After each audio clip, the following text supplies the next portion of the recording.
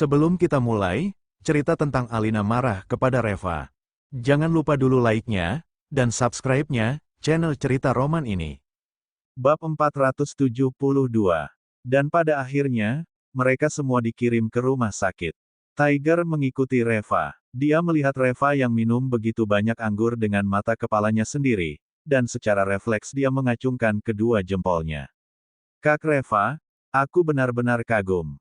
100 liter lebih, bagaimana cara kau meminumnya? Bahkan kalau itu air biasa pun aku tidak akan bisa tahan. Ujar Tiger sambil menghela nafas. Reva tersenyum dan berkata, apa kau tidak lihat aku pergi ke toilet terus tadi? Tiger melambaikan tangannya, waktu aku minum juga aku pergi ke toilet terus tetapi tetap saja aku masih mabuk. Reva, itu karena kondisi fisik kita tidak sama. Aku bisa mengeluarkan seluruh kadar alkoholnya jadi minum seberapa banyak pun sama sekali tidak masalah. Meskipun aku minum 100 liter lagi pun, aku hanya perlu pergi ke kamar mandi beberapa kali saja.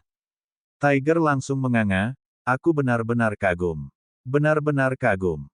Kak Reva, aku benar-benar kagum kepadamu. Hana dan Hiro yang berada di sebelah mereka hampir muntah darah saat mendengarnya.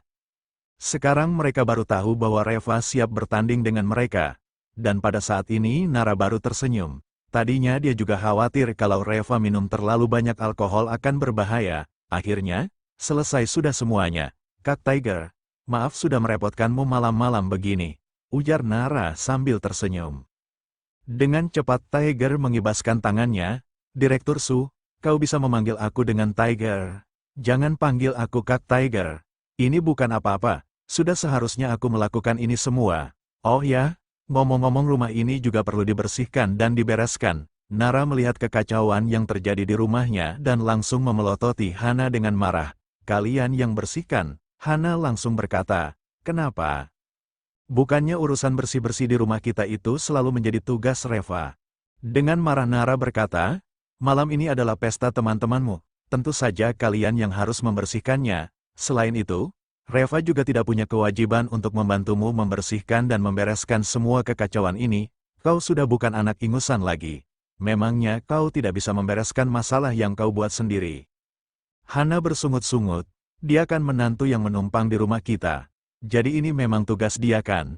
Dulu semua wanita yang sudah menikah dan tinggal di rumah suaminya juga harus menangani semua pekerjaan dan tugas di rumah suaminya, kan? Tiger langsung geram. Kalau begitu apa kau sudah menikah? Apa kau sudah menyelesaikan pekerjaan dan tugas di rumahmu sendiri? Hana tampak bingung dan berdesah. Ini kan bukan rumahku. Kalau ini rumahku, tentu saja, aku. Tiger menatapnya. Kalau ini bukan rumahmu lalu mengapa kau mengadakan pesta di rumah ini? Kalau bukan rumahmu, mengapa kau datang dan tinggal di sini? Lebih baik sekarang kalian berkemas dan keluar dari sini. Aku saja yang membereskan rumah ini. Bagaimana? Hana terdiam dan hanya bisa bersuara pelan. Oke, kami akan membersihkannya. Setelah mengatakan itu lalu dengan malas-malasan, Hana masuk ke dapur dan tidak melihatnya keluar lagi. Nara mengerutkan keningnya. Dia tahu persis apa yang ada di benak Hana. Sekarang Tiger masih berada di sini, sehingga dia tidak berani melawan Tiger. Jadi dia sengaja berlama-lama di dalam. Nanti kalau Tiger sudah pergi, dia pasti akan segera melemparkan semua ini kepada Reva. Tiger juga sangat cerdas. Dia tahu watak Hana. Lalu dia bergegas ke dapur dan dengan marah berkata, kau masih melamunkan apa? Cepat bereskan semuanya. Aku tidak akan kemana-mana malam ini. Aku akan tetap berada di sini untuk mengawasi kalian. Kapan rumah ini selesai kalian bereskan maka saat itu juga aku akan pergi. Tetapi, aku mau mengingatkan kalian dulu. Kalau waktu tidurku semakin malam maka temperamenku juga akan semakin tinggi. Dugaan Nara memang benar. Hana memang sengaja ingin berlama-lama di dalam, dan berencana untuk menunggu sampai Tiger pergi dulu. Lalu dia akan melemparkan semua tugas ini kepada Reva. Sekarang Tiger malah datang dan mengawasinya bekerja tentu saja dia tak bisa berlama-lama. Sesuai dengan rencananya tadi lagi, mau tidak mau dia hanya bisa memanggil Hiro, lalu mulai membersihkan rumah dengan patuh. Dengan villa yang sebesar itu ditambah lagi ada 30 orang lebih yang mengadakan pesta di sini. Maka dapat dibayangkan seberapa besar kekacauan yang terjadi di sini. Butuh 3 jam lebih untuk membersihkannya, dan mereka baru saja menyelesaikan semuanya. Mereka berdua merasa lelah sekali hingga ingin langsung berbaring saja. Pada saat ini mereka benar-benar menyesal mengapa mengajak semua orang-orang itu untuk datang dan mengadakan pesta di rumah ini. Sebelum lanjut, jangan lupa dulu dong, like-nya, dan subscribe-nya. Channel Cerita Roman ini, bab 473.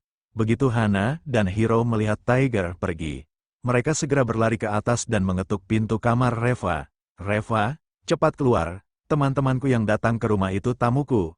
Apa maksudmu sekarang? Mentang-mentang bisa minum banyak jadi kau sengaja mau menggertak orang ya? Aku sudah tahu kalau kau ini memang bajingan. Dasar licik, dulu pura-pura tidak bisa minum. Sengaja menipu kita. Yah, akhirnya malam ini ketahuan, kan? Cepat kau jelaskan kepadaku, teriak Hana. Namun, tidak ada yang menjawabnya. Reva sudah bisa menduga bahwa Hana pasti akan datang mencari masalah, jadi saat mau tidur tadi dia sengaja menotok titik akupuntur Nara dulu untuk membuat Nara tidur dengan sangat nyenyak. Sementara dirinya sama sekali tidak menanggapi ketukan di depan pintu. Dia melanjutkan tidurnya. Hana dan Hiro sempat ribut sebentar di luar. Tetapi karena tidak ada yang membukakan pintu kamarnya, akhirnya dengan kesal mereka turun ke kamarnya dan pergi tidur. Keesokan harinya saat mereka berdua bangun, Reva dan Nara sudah pergi bekerja. Keduanya menjadi lebih kesal lagi saat tak bisa menumpahkan dan melampiaskan kemarahan mereka. Sebelum mereka sempat pergi mencari Reva, tiba-tiba ponsel mereka berdering terus-menerus tanpa henti. Dan itu semua adalah panggilan telepon dari teman-temannya semalam. Orang-orang ini semuanya muntah darah, dan diantarkan ke rumah sakit semalam. Dan baru sekarang mereka semua sadar kembali. Sekarang satu demi satu dari mereka, semuanya menelepon Hana dan Hiro untuk meminta biaya pengobatan. Apalagi semalam itu kan mereka berdua yang mengusulkan kepada teman-temannya untuk mencari dan mengerjai Reva. Keduanya tidak bisa lepas dari tanggung jawab, jadi mau tak mau mereka berdua harus ke rumah sakit dulu untuk menyelesaikan masalah orang-orang ini. Namun, mereka berdua sama sekali tak punya uang, meminta maaf kepada teman-temannya juga sama sekali tak ada gunanya. Apalagi 30 orang lebih itu masih berbaring di rumah sakit. Keluarga mereka segera mengepung Hiro dan Hana, hampir saja mereka dipukul oleh pihak keluarga dari teman-teman mereka. Akhirnya dengan susah payah keduanya berhasil kabur. Setelah itu mereka bahkan merasa lebih marah lagi. Lalu dengan marah, mereka berdua pergi ke perusahaan Nara, tetapi langsung dicegat oleh petugas keamanannya. Nara sudah menginstruksikan bahwa mereka berdua tidak diizinkan masuk. Kemudian keduanya pergi ke rumah sakit untuk mencari Reva, tetapi sayangnya Reva tidak datang ke kantor hari ini. Keduanya begitu marah sehingga ingin menghancurkan barang-barang Reva. Namun, Devi langsung memanggil satpam dan mengusir mereka berdua keluar. Dan pada akhirnya mereka berdua pulang dengan penuh emosi dan amarah, karena tidak bisa menemukan Reva dan Nara. Reva si bajingan ini pasti tahu kita akan pergi mencarinya. Jadi dia sengaja menghindar dari kita. Aku akan menunggunya di rumah hari ini. Nanti kalau dia sudah pulang aku harus membuat perhitungan dengannya, teriak Hana. Hiro mengerutkan keningnya. Hana, kalau kita ribut seperti ini sepertinya tak ada gunanya juga deh. Nara sama sekali tidak menganggapmu sebagai adik kandungnya. Dia selalu membela Reva. Meskipun Reva pulang nanti pun, Nara pasti akan membelanya. Reva si brengsek ini, sekarang sudah sangat berani. Dia bahkan berani menghajarku sekarang. Apa kau pikir dia akan takut kepadamu? Wajah Hana langsung menjadi dingin. Aku benar-benar merasa marah saat kau mengatakan hal ini. Apa menurutmu Nara sudah gila? Aku ini adik kandungnya, tetapi mengapa dia malah membela orang luar? Hiro mengibaskan tangannya. Tak ada gunanya kau mengatakan hal ini sekarang. Aku rasa lebih baik serahkan masalah ini kepada Papa dan Mama saja. Hanya Papa dan Mama yang bisa menangani Nara dan membuat perhitungan dengan Reva. Mata Hana langsung berbinar. Ya benar. Bagaimana aku bisa melupakan hal ini? Tunggu sebentar. Aku akan menelepon Papa dan Mama sekarang. Kali ini aku harus mengusir Reva keluar dari rumah Inil. Tepat ketika Hana baru saja mau menelepon, Hiro langsung mencegahnya. Jangan buru-buru menelepon dulu. Kau harus pikirkan dulu dengan baik-baik bagaimana caranya kau akan memberitahu Papa dan Mama. Hana terkejut sejenak. Mau pikir apa lagi? Bilang saja kalau dia telah menindasku. Hiro menggelengkan kepalanya. Tidak ada gunanya kalau seperti itu. Kalau Papa dan Mama tahu bahwa kita mengadakan pesta di rumah ini, mereka pasti tidak setuju. Begini saja, kau beritahukan kepada mereka bahwa yang datang ke rumah itu semuanya adalah mitra bisnis dari apotek kita. Seberapa penting apotek ini bagi papa dan mama kita sekarang, kalau sampai mereka tahu bahwa Reva telah memperlakukan mitra bisnis kita dengan begitu tega, menurutmu mereka akan melakukan apa terhadap Reva? Mata Hana langsung berkilau. Hei, idemu bagus juga. Ya sudah, bilang begitu saja. Sebelum lanjut, jangan lupa dulu dong, like-nya, dan subscribe-nya. Channel Cerita Roman ini, bab 474, malamnya, saat Reva dan Nara pulang ke rumah, mereka melihat ekspresi Axel dan Alina tampak jelek sekali. "Pa, Ma, kalian sudah pulang, katanya mau pergi 2-3 hari, ujar Nara dengan terkejut. Dengan marah Alina berkata, 2-3 hari, kami baru pergi 1 hari saja, rumah ini sudah mau dibuat terbalik.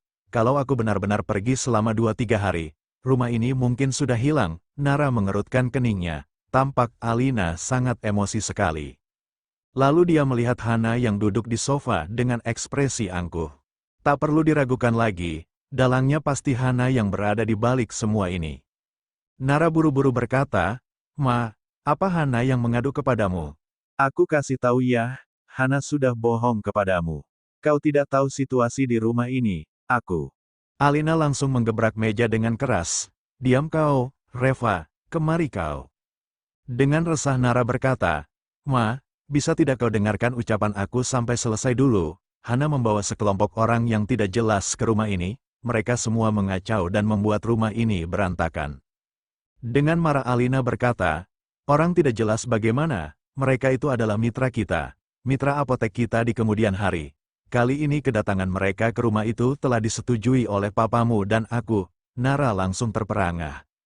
Mitra bisnis macam apa mereka semua itu? Alina memelototi Reva. "Reva, aku tanya kepadamu, apa maksudmu sebenarnya? Mentang-mentang kau bisa minum banyak, jadi kau sengaja memaksa orang-orang untuk minum hingga muntah darah. Apa dengan begitu kau merasa kau sangat hebat? Begitu, otakmu itu sudah rusak ya? Apa begitu cara keluargamu menjamu tamu? Kau telah menyinggung semua mitra kami. Apa kau tahu berapa banyak kerugian kami? Biasanya, kau juga tidak pernah menghasilkan 1 sen pun untuk keluar hari ini. Tahunya hanya memfoya-foyakan uang saja. Sekarang kau malah menyinggung semua mitra bisnis kami. Apa maumu sebenarnya? Selama 3 tahun kami telah membiayaimu. Sebenarnya, kami telah melakukan kesalahan apa kepadamu? Mengapa kau ingin menyakiti kami seperti ini?"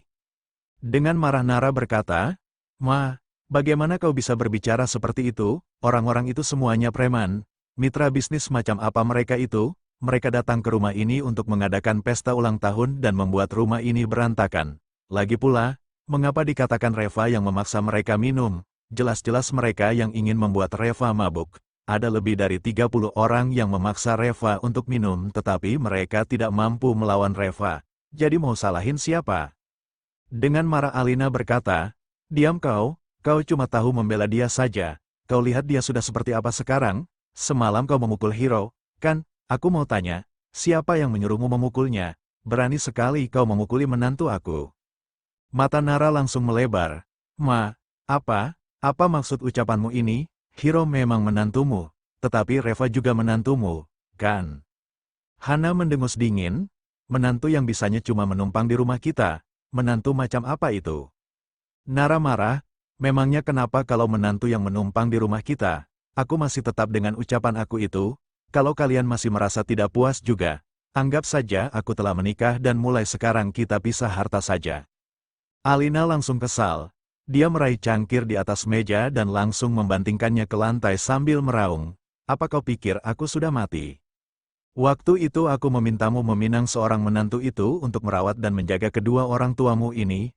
Kami berdua sekarang belum terlalu tua hingga tak bisa bergerak, dan kau sudah meminta untuk pisah harta sekarang. Apa kami masih bisa mengandalkanmu untuk masa tua kami? Sepertinya, sejak awal kau memang sudah tak ingin merawat dan menjaga kami, kan?" Mata Nara memerah karena marah. "Ma, aku tidak bermaksud seperti itu. Maksud aku, mereka berdua juga menantumu.